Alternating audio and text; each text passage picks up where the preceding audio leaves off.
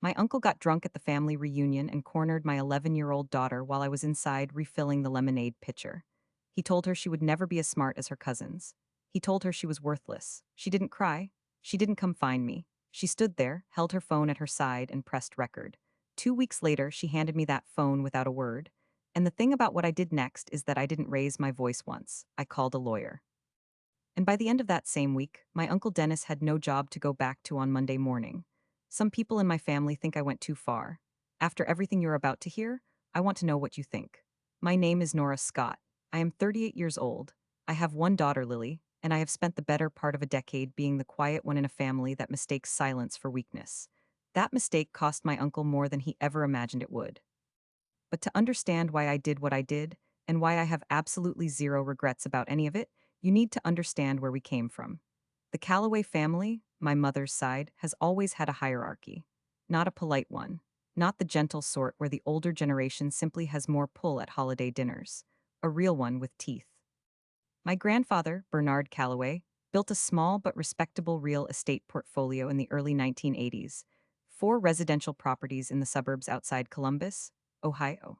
The most valuable of which, a duplex on Hartwell Avenue, was worth approximately $420,000 by the time I was born. Bernard was a quiet man who believed in keeping money in the family and not discussing it at dinner. What he did not anticipate was that his son Dennis, my uncle, would interpret that philosophy as a personal endorsement of his own authority over everyone else. Dennis Calloway married a woman named Roxanne when I was about 6. Roxanne was sharp, well-dressed, and possessed of the particular social skill that allows a person to smile warmly while delivering an insult so smoothly that you spend the next 20 minutes wondering if it was actually a compliment. Dennis worked in regional sales management for a logistics company out of Westerville, a respectable job, solid income, the kind that bought a nice house in a nice suburb and sent 2 kids to decent private schools. Their sons, my cousins Trevor and Garrett, were 4 and 6 years older than my daughter Lily, respectively, which meant that by the time of the reunion, they were already in high school, had varsity jackets, and in the Calloway family mythology, represented everything a child was supposed to become. My brother Caleb and I grew up in a different branch of that mythology. Our father left when Caleb was 3 and I was 5, which meant our mother, Margaret Calloway, née Margaret, rechristened, the one who married poorly, by Roxanne at some point before I was old enough to understand what that meant, raised us mostly alone. Mom worked as an office administrator for a pediatric practice in Gahanna for 22 years. She was good at her job, careful with money, and deeply, almost pathologically reluctant to ask Dennis for anything, which meant that when things got tight, they sometimes got very tight. We didn't talk about that in front of the extended family. We smiled and showed up to the reunions and ate Roxanne's catered appetizers and listened to Dennis talk about the market. What the family did not know, what I had been quietly and deliberately making sure they did not know, was that I had been building something of my own for the last 4 years. Not a secret in the dramatic sense, simply private. I am a licensed financial advisor and had, over the course of my career, built a client base in Columbus that was doing well. More than well. I had a certified financial planner credential, a growing book of business, and a relationship with an institutional investment firm that had, as of January of the year the reunion happened, resulted in my managing assets that I am not going to discuss in specific numbers here, because that is not the point. The point is that I was not the person my family imagined when they looked at me across a picnic table, and I had made peace with that gap a long time ago. What I had not made peace with was what happened to Lily. Let me tell you how we got here. Lily came into the world on a Tuesday in October, the most alert newborn the nurses apparently had ever seen, and she has been that way ever since. Watchful, curious. The kind of child who listens to adult conversations from the other room, not out of nosiness, but out of genuine interest in how people work. She was 11 that summer, not tall for her age, wore her hair in 2 braids most of the time, and had recently developed a deep fascination with weather patterns that had led to her filling 2 entire composition notebooks with hand-drawn diagrams of cumulus clouds. She was not the flashiest kid in any room. She was the one paying careful attention while everyone else was performing. The Callaway reunions happened every 2 years, rotating between whoever had the biggest backyard. That year it was Dennis and Roxanne's turn. They had a property in Westerville with a pool, a covered patio, a built-in grill the size of a small car, and a basketball hoop in the driveway that Trevor and Garrett used precisely twice over the course of the afternoon. Roxanne had hired a catering company, or at least brought in pomade trays from somewhere, and had positioned large potted plants around the perimeter of the yard in a way that made it feel slightly like a corporate event. 43 people, approximately. Several I had not seen in 6 or 7 years. My mother was there. Caleb was there with his girlfriend, Priya Anand, who had made the tactical error of arriving bearing a gorgeous homemade tray of gulab jamun that Roxanne had moved to the end of the food table without comment. My cousin Alina, Dennis's niece from his wife's side, was there with her husband and toddler. And Dennis was there, holding a glass of something amber-colored from about 20 minutes after arrival, growing louder and more expansive in his gestures as the afternoon wore on. I want to be precise about the family dynamics for a moment, because they matter for what comes later. Dennis Calloway is my mother's younger brother. That makes him my uncle by blood. He has no legal relationship to my daughter Lily whatsoever, no financial interest, no guardianship, nothing. I mention this because the way Dennis spoke to people at family gatherings sometimes suggested he believed otherwise. He had opinions about Caleb's career choices. He had opinions about my mother's retirement timeline. He once told my cousin Alina, in front of her husband, that her decision to go back to school for a second degree at 34 was ambitious to a fault, which I believe is one of the more elegant insults I have ever witnessed, because it sounds, for just a moment, like praise. I had a specific reason for attending that reunion, and it had nothing to do with the catered appetizers or the pool. My mother had been telling me for months that Dennis and Roxanne had been discussing Grandpa Bernard's remaining properties. Specifically, what should happen to the Hartwell Avenue duplex, which Bernard had never officially put into a trust before he passed 4 years earlier. There had been informal conversations, a family meeting I had been excluded from, and a quiet insistence from Dennis that the property should be managed by whoever was best positioned to handle it, a phrase that had a very obvious implied referent. My attorney, a woman named Serena Park, who operates out of a small practice in the Short North neighborhood of Columbus, had told me in our first meeting, back in March, specifically the 19th of March, that there were questions about how Bernard's informal arrangements would stand up if anyone formally challenged them. Serena had been careful with her words. She had laid a yellow legal pad on the table between us and said, very quietly, that if anyone in the family was going to make a formal move regarding the Hartwell property, it would be better if I had already done my homework. She did not tell me what to do. She told me what was possible. I had been doing my homework. I had also, over the past 3 years, been building something for Lily. A 529 account, a college savings plan, that I had opened in her name when she was 8 and had been contributing to steadily ever since. $65,000 had accumulated in that account by the date of the reunion. I had a financial advisor outside my own firm who oversaw it, a man named Robert Adesanya, whom I had worked with for years and trusted completely. I had not told my mother about that account, or anyone else in the family. Not out of secrecy, exactly. Out of the same instinct that had served me well for the better part of a decade. Keep your business quiet until the moment comes when it matters. The moment had not yet come, or so I thought.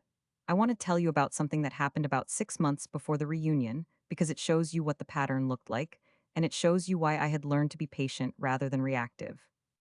My mother had invited Dennis and Roxanne to dinner at her house, a small brick ranch in Gahanna that she had owned for 30 years, and that was, in my opinion, the most comfortable room in my family's universe.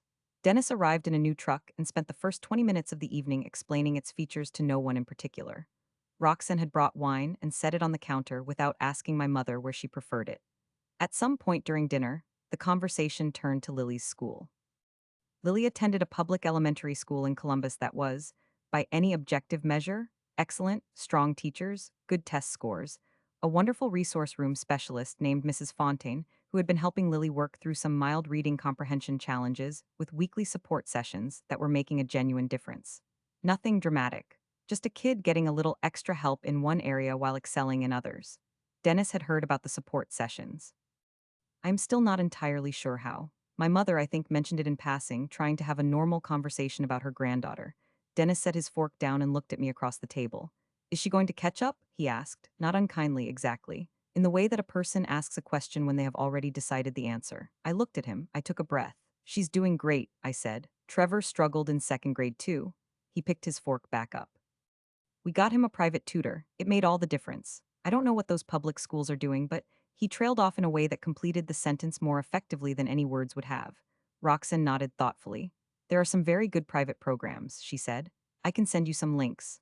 My mother looked at me from across the table with an expression that said, very clearly, I am so sorry I mentioned it. I smiled. I thanked Roxanne for the offer. I did not mention that Lily's most recent reading assessment, delivered the week before by Mrs. Fontaine, had shown a 12-month improvement in comprehension over 8 months of sessions. I did not mention that Lily had also, that very same week, correctly identified and named 4 distinct cloud formations on a family walk, including one that stumped me entirely. I got home that night, put Lily to bed, and called Robert Adesanya to add an extra contribution to her 529 account. Not a dramatic amount, just enough to feel like something. That was October. The reunion was the following July. If you have ever been counted out by someone who should have known better, you know exactly what that silence feels like. It is not comfortable, it is not peaceful, but it is useful if you know what to do with it. I knew what to do with it. By the time January of that year arrived, I had had 4 meetings with Serena Park. The first, as I mentioned, was in March of the previous year. The second was in October, shortly after the dinner at my mother's house. The third was in January, and that was when the conversation shifted. Serena had obtained, through proper legal channels and several weeks of patient document requests, a copy of the informal written notes that my grandfather Bernard had left when he restructured his property arrangements in the last year of his life. They were not a formal trust. They were a handwritten document, 2 pages, witnessed but not notarized, that outlined his intentions for the Hartwell Avenue property and 2 smaller rental units. The document had Bernard's intentions clearly stated, but its legal standing, Serena told me, was complicated. Not impossible to contest. Complicated. What Serena had also found, buried in the same packet of documents, was that Bernard had attempted to establish a formal arrangement that would have benefited both my mother's branch of the family and Dennis's branch equally. That arrangement had never been finalized. And the reason it had never been finalized, based on correspondence Serena had obtained, was that Dennis had raised objections at a critical moment in the process, objections that had caused the attorney handling it at the time to pause, and that pause had extended until Bernard's health declined to the point where the formal documentation never happened. Serena set the documents on the table between us. She folded her hands. This doesn't mean what you think it means yet, she said carefully, but it gives us a foundation to work from. I looked at the documents for a long time. Okay, I said, what do we need?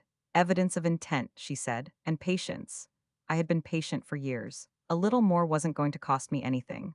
The fourth meeting with Serena was in late May, about 6 weeks before the reunion. By that point, we had established what she called a documented position, a formal record of our inquiry into the Hartwell property and its disposition, filed with a property rights documentation service that put a legal timestamp on our interest. It was not a lawsuit. It was not a threat. It was, as Serena described it, the institutional equivalent of raising your hand so the room knows you're there. If anyone tried to move on that property without proper process, there would be a record that we had been paying attention. Serena also told me something else in that May meeting, in a very quiet voice, leaning slightly forward. She said that she had received a communication from a colleague who had been approached, indirectly, carefully, about preparing documents related to a property transfer. She could not tell me much more than that. She did not need to. I drove home from that meeting with the windows down, thinking, I had not planned to attend the reunion at all, if I'm honest with you. I had been going back and forth about it for weeks. My mother had asked me twice. Caleb had called and said simply, you should be there, which from Caleb, who chooses his words the way other people choose their battles, meant something. And there was a part of me, the part that had been raised at those reunions, that had grown up in the noise and the heat and the smell of my grandfather's backyard, that wanted to be there. Not for Dennis, for my mother. For the memory of Bernard, who had once told me, when I was approximately Lily's age, that a quiet person in a loud room is not invisible. They are simply taking it all in. So we went. I packed Lily's cloud notebooks because she had been hoping to observe a particular afternoon cumulus formation she had read about in a library book the week prior. I packed sunscreen and a change of clothes for both of us. I wore a light blue linen dress that I had bought months earlier and had not yet worn anywhere, because it felt like the kind of thing you save for a particular occasion, and I had decided, somewhat deliberately, that this would be the occasion. We arrived at 11 in the morning. The backyard was already half full. Dennis was by the grill with a glass in his hand. I want to tell you about two moments from that day before everything changed because they matter. The first happened about an hour after we arrived. I was standing with my mother and Caleb's girlfriend Priya near the covered patio, watching Lily sketch cloud patterns in one of her notebooks at a picnic table near the far corner of the yard. Roxanne appeared from somewhere and placed a hand briefly on my mother's shoulder, then looked at me. Nora, she said. I was just telling Ellen about some of the support programs they have at Lakewood Academy. She was referring to the private school Trevor and Garrett had attended. They do wonders with kids who need a little extra time. Priya, who had met Roxanne precisely twice before this moment, took a long, slow sip of her sparkling water. My mother said, Lily's doing very well with where she is, Roxanne. Roxanne smiled. Of course she is, I just think it's good to know your options. She glanced across the yard toward Lily. She's such a sweet girl, very quiet. She's paying attention, I said. Roxanne tilted her head slightly, as if considering whether that was a real response. Then she drifted away toward the appetizer trays. My mother looked at me. I shook my head very slightly, which she understood. What I did not tell Roxanne, or my mother, or anyone standing near that patio, was that I had spoken to Robert Adesanya 3 days prior, and that the balance in Lily's 529 account had crossed the $65,000 mark. Robert had called it a milestone worth noting. I had agreed. Lily's educational future was not something I needed Roxanne's help with. It had not been something I needed anyone's help with for quite some time. The second moment happened about 30 minutes before everything went wrong. I had gone inside to refill the lemonade pitcher from the kitchen. The Callaways had a house rule, ancient and unspoken, that you refill the communal pitcher if you empty it, and I had apparently emptied it. And while I was standing at the sink, I heard Dennis in the hallway just outside the kitchen, talking to someone on his phone. His voice was low but not quite low enough. Not going to be a problem. She doesn't know enough to make a problem. A pause. I'm telling you, just have the paperwork ready. We'll talk Tuesday. Another pause, shorter. It's a family matter, it always has been. He hung up. I heard his footsteps move away down the hallway toward the back door. I stood at the sink for a moment. The water was still running. I turned it off. I walked back outside with the full lemonade pitcher and set it on the table. My hands were perfectly steady. I scanned the backyard. Lily was not at the picnic table where I had last seen her. It took me about 40 seconds to find her, which was 40 seconds longer than I wanted. She was in the far corner of the yard, partially behind one of Roxanne's large potted plants, and Dennis was standing in front of her. His back was to me. Lily was looking up at him. Even from across the yard, I could see that her expression was the same one she got when she was listening very carefully and deciding what to do with what she was hearing. Still, alert, like the cloud notebooks taking in data, I started walking toward them. I was about 20 feet away when Dennis turned and saw me. He said nothing. He picked up his glass from the nearby patio railing, gave me a look that was completely unreadable, and walked toward the grill. I reached Lily. Hey, I said, you okay? Yeah, she said. She was looking at her cloud notebook. Mom, look, I think that one's a cumulonimbus. She pointed at the sky. I looked up. She was right. Good eye, I said. I looked at her for another moment. You hungry? A little. We went and got food. We sat with Caleb and Priya. The afternoon continued. Lily did not tell me what had happened until 2 weeks later when she handed me her phone. I have thought many times since then about those 2 weeks. About what it is like to be 11 years old and have something terrible said to you by someone who is supposed to be family, and to decide not to tell your mother right away. I have thought about what it means that she didn't come to me crying, or pull at my sleeve on the drive home, or whisper it to me at bedtime. I have thought about what she was doing in those 2 weeks while I went to work and made dinner and asked her about her cloud notebooks and did not know. She was deciding. She was watching the way she always does. And then she made a decision. There is a lot I could say about that. I am not going to because this is not that kind of story. What I will say is that when she handed me the phone that morning, a Tuesday, overcast, 14 days after the reunion, she did it without preamble. She walked into the kitchen while I was making coffee, set the phone on the counter with a voice memo app open, pressed play, and then went and sat down at the kitchen table and opened her cloud notebook. I listened to 51 seconds of audio. Dennis Calloway's voice, slurred at the edges in the specific way of a person who has had several drinks and believes that makes him more honest rather than less. Lily's silence. And then Dennis, in a voice I recognized from 20 years of family dinners, from 100 offhand remarks, from every moment he had ever looked at my mother's branch of the family like we were a minor inconvenience. You'll never be as smart as your cousins. You're worthless. A pause. You know that, right? Silence. His footsteps walking away. I stood at the kitchen counter for a long moment after the recording ended. My coffee was getting cold. Outside, the cloud cover was exactly the kind Lily had been hoping to document. I looked at the back of her head, bent over her notebook. I picked up my phone. I called Serena Park. She answered on the second ring. Listen to this, I said. I held my phone to the speaker and played her the recording. When it was finished, Serena was quiet for 4 seconds. I know because I counted. Okay, she said. Her voice had a different quality than it had in any of our previous meetings. Not warmer exactly, more focused. How old is your daughter? 11. Was there anyone else present? No, just her. She recorded it herself. Another brief pause. I need you to come in this week. Can you do Thursday? I can do Thursday.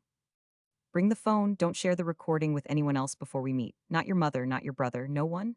Understood. Nora. Her voice dropped slightly. This changes the timeline, you understand that. I looked at Lily, who had turned a page in her notebook and was now drawing a careful diagram of the cloud formation outside. I understand, I said. Good, Thursday at 9. I hung up. I poured the cold coffee down the drain and made a fresh cup.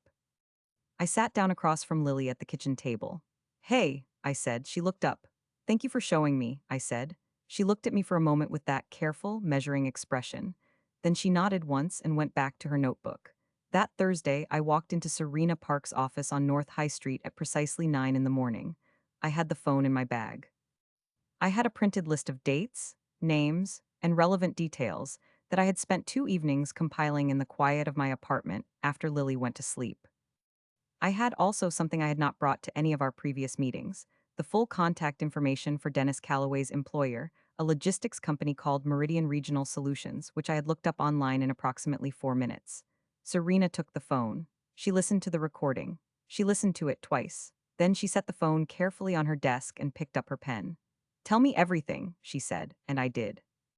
The thing about building something over a long period of time, a legal position, a financial foundation, a record of quietly doing the right thing while other people make noise, is that each individual piece seems small. A meeting with an attorney in March, an extra contribution to a savings account in October, a formal documented inquiry filed with a timestamp no one notices. A voice memo recorded by an 11-year-old girl who had been called worthless by a man who had never once taken her seriously. Alone, none of those things are enough. Together, they are everything. Serena set her pen down at the end of that Thursday meeting and looked at me across the desk with the specific expression I had learned to read over the course of our time working together. Not excitement, because Serena was not an excitable person, but the focused, quiet certainty of someone who knows exactly what the next step is and is fully prepared to take it. There are two separate matters here, she said. They can be addressed separately or together. That is your choice. Tell me what together looks like, I said. She told me. I sat with it for a moment. Outside, through the tall windows of her office, the street was ordinary: coffee shop, parked cars, a woman walking a dog in the kind of loose, unhurried way that means it's still morning. Normal Tuesday morning world. Inside the office, something had shifted irrevocably. Together, I said. Serena nodded. She reached for her legal pad. I had exactly 11 days before Dennis Calloway would find out that the quiet one had been paying attention all along. Serena had 11 days to prepare. I had 11 days to wait, which is harder. I spent the first 3 of those days doing something that looked, from the outside, like nothing at all. I went to work. I returned client calls. I made dinner for Lily. I helped her label a new diagram in her cloud notebook. That particular week, she had moved on from cumulonimbus formations to studying the behavior of stratocumulus layers, which she explained to me with a focused patience that reminded me, uncomfortably, of myself at that age. I nodded at the right moments. I asked questions that were real questions. And every night after she went to sleep, I sat at my kitchen table with a yellow legal pad and wrote down everything I remembered about Dennis Calloway and the Hartwell Avenue property. Not because Serena needed me to. She had her own files, her own records, but because I needed the act of writing it down. I needed to see it on paper, the shape of it, the full documented shape of what had been done and what I was going to do about it. On the 4th day, I called Robert Adesanya. The account, I said. I want to look at the full statement for the last 3 years. Robert was quiet for a moment in the specific way of a financial professional who is checking something before he speaks. I can have that to you by end of day tomorrow, he said. Today if possible. Today then, another pause. Is everything all right? It will be, I said. I just need the documentation. He sent it. I went through it that evening. $65,412. 3 years of contributions, modest but consistent, compounding steadily. Lily's future, sitting quietly in an account nobody in my family knew existed. I folded the statement and put it in the folder I was building, which I had labeled, not dramatically, just practically, with Lily's name and the year. On the sixth day, Serena called me. I've made contact with Meridian Regional Solutions, she said. Not formally, I have a colleague who knows their general counsel. I sat up straighter. And they are the kind of company that takes certain things seriously. Conduct matters, particularly conduct involving a minor. She paused. I want to be precise with you about what this means and what it doesn't mean. Go ahead. I can provide them with the recording. I cannot compel them to act on it. But based on what I know about their HR framework, if they receive documentation of this nature from an attorney, not from a family member from an attorney, they will treat it as a formal complaint. I thought about Dennis standing at that grill with his amber glass, the particular weight of his voice coming through 51 seconds of audio. Send it, I said. I want you to understand that once I do, we can't undo it. I understand. A brief silence. Then from Serena's end of the line, the very quiet sound of a pen being uncapped. Okay, I'll also be filing the formal inquiry on the Hartwell property this week. Those are two separate actions on two separate tracks. Do you want them to move simultaneously? Yes. Then I'll need you in the office Thursday to sign the property inquiry paperwork. I'll be there. I hung up and looked at the clock. 8:47 in the evening. Lily was asleep down the hall.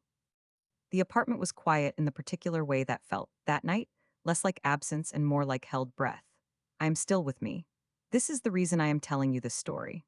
The call from my mother came on the ninth day. She rang at 7 in the evening, which meant she had already eaten dinner and was sitting in the armchair in her living room the way she always did in the hour before she called anyone. I could hear the particular quality of quiet behind her voice that meant she was alone and had been thinking. Dennis called me today, she said. I kept my voice even. About what? He said something about the Hartwell property. He seemed upset. A pause. He said someone had filed something, some kind of inquiry.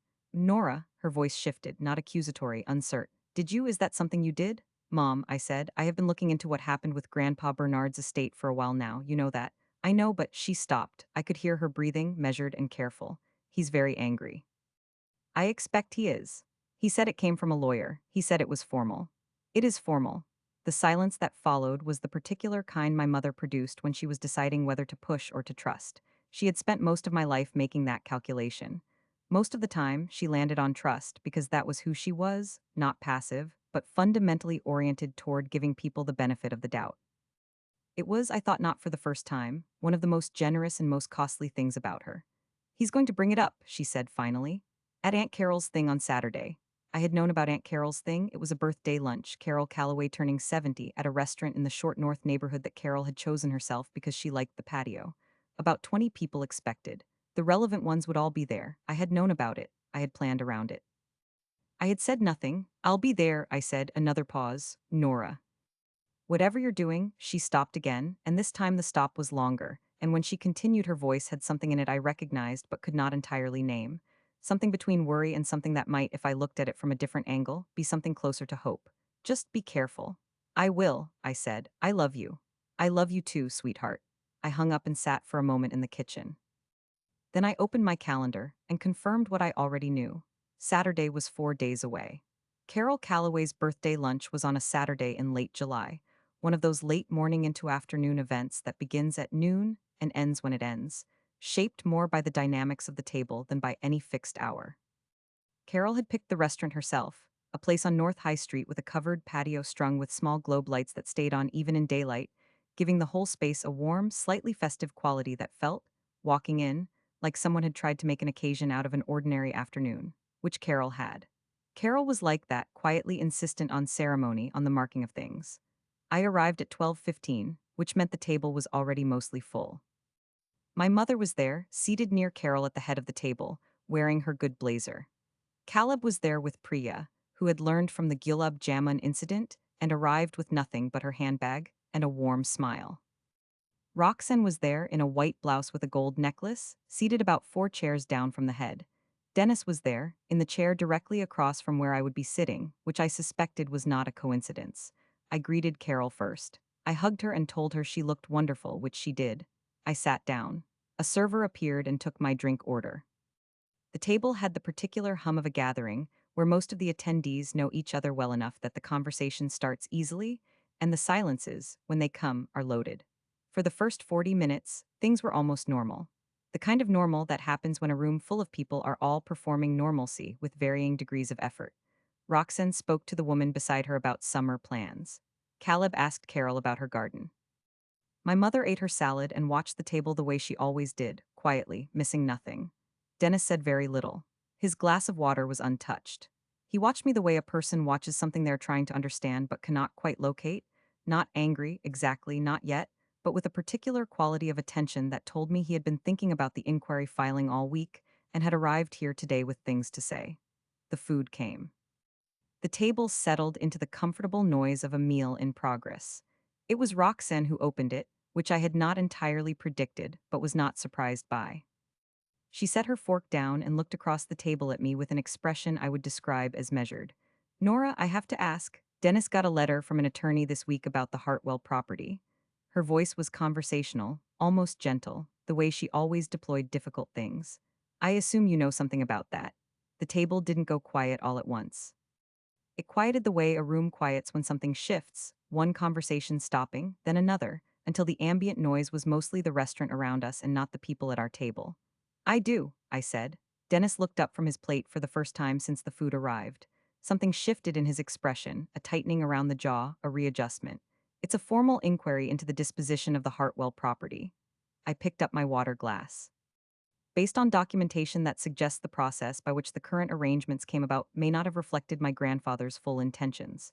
Roxanne's hand moved to her necklace, a small, automatic gesture. Dennis set his fork down. That property has been managed the way it's been managed since Bernard passed. Nobody raised any issues for 4 years. I've been raising issues, I said, quietly, for about a year and a half. Nora. His voice had a warning edge that I recognized from every family dinner of my adult life, the tone that said, "You are getting into territory you don't understand. This isn't something to get a lawyer involved in. This is a family matter." I disagree. I kept my voice exactly level. When an informal arrangement benefits one branch of a family over another in a way that contradicts what the person who created the arrangement intended, that stops being a family matter and starts being a legal one. Roxanne looked at her husband. He was looking at me. "You don't know what you're talking about," he said, quieter now, more careful. "I have 3 years of documentation that suggests I do." I didn't raise my voice. I didn't lean forward. I folded my hands on the table in front of me the way Serena Park did when she had finished presenting something and was waiting. "But that's not actually the main reason I'm here today." A pause, 4 full seconds in which no one at the table spoke. Caleb, 2 chairs down from me, set his glass down very carefully. Roxanne's fingers were still on her necklace. Dennis was looking at me with an expression that had shifted from warning to something I would describe as the beginning of recalibration. He was trying to locate me, trying to understand the version of this conversation that made sense. "What do you mean?" he said slowly. "That's not the main reason." I reached into the bag beside my chair. I took out my phone. I placed it on the table between us and pressed play. His own voice came out of the speaker. The words were the same words that had been playing in my head for 2 weeks. Worthless. "You'll never be as smart as your cousins. You know that, right?" The recording was 51 seconds long. Nobody at that table moved for all 51 of them. When it finished, I picked up the phone and put it back in my bag. Dennis's face had done something I do not have a word for exactly. Not the sudden draining of color that you see in dramatic scenes. Something slower. A kind of internal reorganization, visible at the surface as a slight loosening around the eyes, a stillness that was different from the stillness he'd had before, less controlled and more like a person who has just realized the ground is not where they expected it to be. Roxanne had taken her hand away from her necklace and put both hands flat on the table. "That is," Dennis started. "That is my 11-year-old daughter," I said. "Recorded on her own phone, 2 weeks ago, in your backyard." "He was drunk." Roxanne's voice came out brittle and too fast. "He doesn't remember, he remembers." I looked at her. "And even if he didn't, the recording exists." Caleb had not moved. Priya's hand was on his arm, not restraining him, just there, a quiet contact that I noted and was grateful for. My mother, at the head of the table, had set both her elbows on the table and was looking at Dennis with an expression I had never seen on her face in my entire life. Not anger. Something older and quieter and more final than anger. Carol, whose birthday it was, had put her fork down and was looking at the tablecloth. Dennis opened his mouth, he closed it, he tried again. "I may have said something, you called my daughter worthless." My voice did not change in pitch or volume, it stayed exactly where it had been. "To her face, when she was alone, at 11 years old, and you told her she would never be as smart as her cousins." The word worthless landed on the table like something physical. I watched Dennis absorb it. I watched him try to find the version of himself that could dismiss this, the authoritative, loud, glass-in-hand version that had worked in every previous Calloway family conversation. I watched him not be able to locate it. Nora, I think, Roxanne began. I'm not finished. The gentleness in my voice was not performative. It was the particular calm of a person who has been preparing for a conversation for a very long time and is now simply in it. That recording was provided to an attorney. That attorney has been in contact with Meridian Regional Solutions. Dennis looked at me as though I had shifted into a language he didn't speak. Your employer, I said, for clarity. The color that had been returning to his face did something different then. His hand, which had been resting on the table, moved to the stem of his water glass and gripped it. You went to my company. His voice was low and very tight. My attorney provided documentation to their HR department, a formal complaint. Regarding conduct toward a child. From somewhere down the table, someone drew a slow breath. I did not look to see who. Roxanne's composure cracked in a specific and visible way, not dramatically, but the way a well-made thing cracks when the stress has been building for too long. The careful social architecture of her expression, the warmth and the management and the graceful pivots, all of it became suddenly effortful, and the effort was visible. Can't just go to someone's employer because of a family. He said it to my child. I looked at Roxanne directly. My 11-year-old daughter, alone, in a corner of your yard, and she recorded it because she was smart enough to understand that no one was going to believe her otherwise. I paused. She was right about that, wasn't she? Roxanne looked away. It was the first time in 20-odd years of knowing her that I had seen Roxanne Calloway look away from something she had been challenged with. Dennis's grip on the water glass tightened. Then slowly he released it. What do you want? He said flatly. The simplicity of the question surprised some people at the table, I think. It was not the response of a man who was continuing to argue. It was the response of a man who had done the arithmetic and understood, suddenly, the actual dimensions of the situation. I looked at him for a moment. I want three things, I said. First, a formal apology, written, not verbal, to my daughter. She doesn't have to accept it. It's for the record. Second, any informal arrangements regarding the Hartwell property that were put in place without proper documentation to be submitted to a formal legal review. My attorney and whatever attorney you choose will handle it. It will be handled by the process Bernard intended, not by whoever happened to be in the room when he was too sick to push back. I paused. Third, you do not speak to my daughter again. At any family gathering, in any context, you do not address her. You do not approach her. You do not comment on her grades, her abilities, her future, or anything else. That is not negotiable. The table was very quiet. Dennis looked at the tablecloth. He looked at his wife. She was looking at her hands. He looked at my mother. My mother was looking at him with that expression, the old, quiet, final one, and did not look away. And if I don't, he said. Then the complaint at Meridian stands alone, without any context that might explain it as a moment of poor judgment. And the Hartwell matter goes into formal litigation, which will be expensive, time-consuming, and will require the kind of disclosure process that tends to surface things people would prefer stayed private. I reached for my water glass. I'd rather not do that, but I will. A silence settled over the table that was different from the others. The previous silences had been absorptive, people taking things in, processing, recalibrating. This one was a different kind. The kind that comes after a decision has been made, even if no one has said so yet. Caleb, who had not spoken once, cleared his throat very quietly. Carol, whose 71st birthday celebration had taken a significant detour, picked up her fork. Roxanne spoke first, and her voice, when it came out, was stripped of the careful social layer that usually carried it. What was underneath was not softness. It was a kind of exhausted resignation that I had not expected, and that I held onto later in the nights that followed as the one genuinely human moment in that conversation. He shouldn't have said what he said, she told the table. Not to me specifically, to the table. I know that, I knew it when I heard about it. She stopped, looked at Dennis. He was not looking at her. He was drinking, she said more quietly. It's been a difficult few months. She pressed her lips together. That's not an excuse, I know it's not. I'm not offering it as one. For just a moment, I let that sit without responding. Because the thing about Roxanne, the thing I had understood for a long time without being able to name it cleanly, was that she was not a cruel person in her core. She was a person who had built a very specific kind of life, with a very specific kind of husband, and who had spent 20 years managing the gap between who he was and who she needed him to be in front of the family. The cruelty had been Dennis's. Roxanne had mostly just been complicit in the quiet way of people who don't want to lose what they've built. I did not say any of that out loud, but I held it. I appreciate you saying that, I said. Dennis looked up. The apology to Lily, I said. I'd like it within 2 weeks. He looked at me for a long moment. Something in his face was doing the slow, difficult work of rearranging itself around a new understanding of what had just happened. Not grief, not remorse, not quite but the particular deflation of a man who had believed for a very long time that the quiet ones didn't count, that they didn't build things, didn't plan, didn't keep records, that when you cornered them, they stayed cornered. He nodded once. I nodded back. I picked up my fork. After a moment, so did the rest of the table. Carol, to her enormous credit, asked the server for more bread. The Meridian Regional Solutions HR process moved faster than I expected. Serena called me on the Monday following Carol's birthday lunch to let me know that the formal complaint had been received and acknowledged, and that based on the nature of the documentation, specifically, an audio recording of a company employee directing harmful language at a child, the company had opened an internal investigation. Serena was precise and careful about what she told me, as she always was, because she understood that what I needed was accurate information, not comfort. She told me that investigations of this kind typically resulted in one of three outcomes: a formal written reprimand, suspension, or termination, depending on the company's conduct policy and the employee's record. She did not need to tell me what happened. I found out from Caleb, who had heard from our mother, who had heard from Dennis himself. He lost his job on a Friday.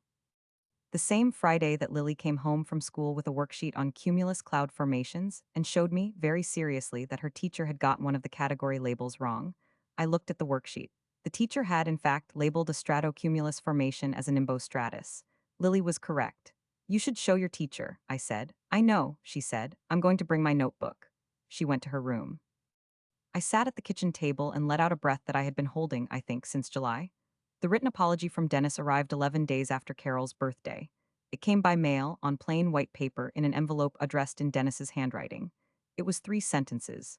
They were not good sentences. In the literary sense, they were stiff and carefully worded in the way of something composed with the awareness that it might be shown to someone. But they were there. They existed on paper. My daughter's name was in them. I put it in the folder with her name on it and filed it in my desk drawer. The Hartwell property matter took considerably longer, as these things do. Serena and the attorney Dennis, eventually hired, spent the better part of 4 months in a review process that required the submission of Bernard's original documentation, the correspondence related to the arrangement that had never been finalized, and a formal assessment of the property's current disposition. I will not walk you through the details of that process because they are genuinely not interesting, and because the outcome is what matters. The outcome was a court-supervised review that found the existing informal arrangement legally insufficient and ordered a proper equal division of the estate assets between my mother's line and Dennis's line, consistent with what Bernard's written notes had indicated was his intention. My mother received her share. It was not a fortune, it was what was fair. She called me the night she got the letter confirming the settlement. "How long have you been working on this?" she asked. "A while." A pause. "Your grandfather would have," she stopped, took a breath. "He would have been very glad." I didn't say anything for a moment. I was sitting at my kitchen table, which is where I seem to do most of the significant things in my life. The folder with Lily's name on it was in the drawer 2 feet away. "I know," I said. "Dennis Calloway no longer works in regional sales management." The last I heard, which was third hand, through Caleb, and therefore to be taken with the appropriate margin of error, he had taken a position at a much smaller distribution company in a neighboring county, at a significantly reduced title. Roxanne and Dennis are still married, as far as I know. I do not have the kind of relationship with that branch of the family that would make that information reliable. What I know is that at the one family event we have attended since then, my mother's 63rd birthday dinner, in January of this year, Dennis sat at the far end of the table and did not address my daughter once. He did not look at her. He looked at his plate, and at the wall, and at his water glass. Roxanne made polite conversation with Priya about a television series they had both watched. Lily sat next to me and ate her chicken and told Caleb about the cloud formation she had observed from her bedroom window that morning, which she believed was the precursor to a weather shift. Caleb asked her questions with genuine interest. She answered them with the focused patience of someone who has thought carefully about a subject and is happy to share it with a person who is actually listening. She is doing well. She is doing more than well. Mrs. Fontaine retired in June, and Lily's new reading support specialist told me at our first meeting that Lily was, in her assessment, operating above grade level in both comprehension and writ analysis. I did not say anything about that to anyone in the Calloway family. The 529 account is at $71,000. It grows quietly. Lily does not know about it yet. She will when the time comes. I still see Serena Park occasionally, not for urgent matters anymore, but for the ordinary upkeep of having one's affairs properly in order, which I have learned is something you do continuously and not just in a crisis. I have referred 3 clients to her in the past year. She does excellent work. Some people in my family think I went too far, a few have said so. My cousin Alina told me at my mother's birthday dinner that she thought involving Dennis's employer was a lot. I looked at her. I said, he told my 11-year-old she was worthless, alone, in a corner of his yard. Alina nodded slowly and looked at her plate. She did not say anything else. I don't need her to agree with me. I don't need anyone to agree with me. What I needed was for the recording to exist, for Serena to have it, for Meridian Regional Solutions to know what kind of person they had employed, for my grandfather's intention to be honored, for my daughter to have a written document filed in a folder with her name on it that says, in her uncle's own handwriting, however stiffly, that what he said was wrong. She asked me about it once, a few weeks after the apology letter arrived. She came into the kitchen while I was making coffee and stood in the doorway the way she does when she has a question but is deciding whether to ask it. Mom, she said, is it over? I looked at her for a moment. 11 years old, braids, the particular quality of stillness that had been hers since she was born.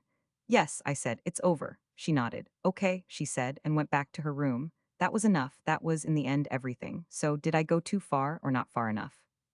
Tell me in the comments.